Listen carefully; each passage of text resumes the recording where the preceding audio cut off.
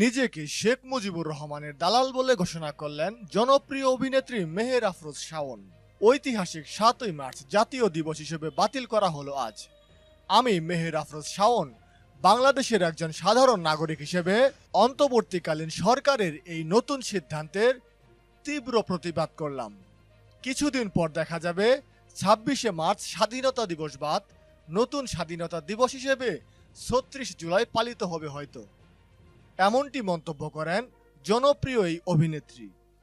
শাওন আরও বলেন, ৭ই মার্চের পক্ষে বলার জন্য যদি আমাকে দালাল উপাধি পেতে হয় তবে আমি দালাল।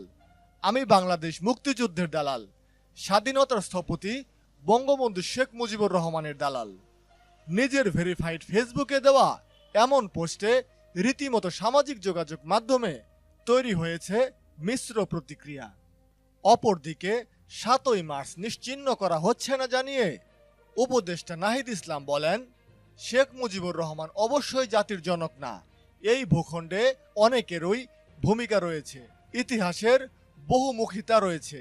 আওয়ামী লীগ মাওলানা ভাসানীর অবদান অস্বীকার করেছে, তাই এখন সময় এসেছে সবার ভূমিকা স্মরণ করার। দর্শক, মেহের আফরোজ শাওনের এই মন্তব্য করার কারণে আপনাদের কোনো মতামত থাকলে অবশ্যই আমাদেরকে কমেন্টস করে জানাতে পারেন। দেশ এবং দেশের বাইরের যে কোনো নিউজের আপডেট পেতে ফেস্টুন মিউজিক ইউটিউব চ্যানেলটিকে সাবস্ক্রাইব করে রাখুন আর সাথে থাকা বেল আইকনটি প্রেস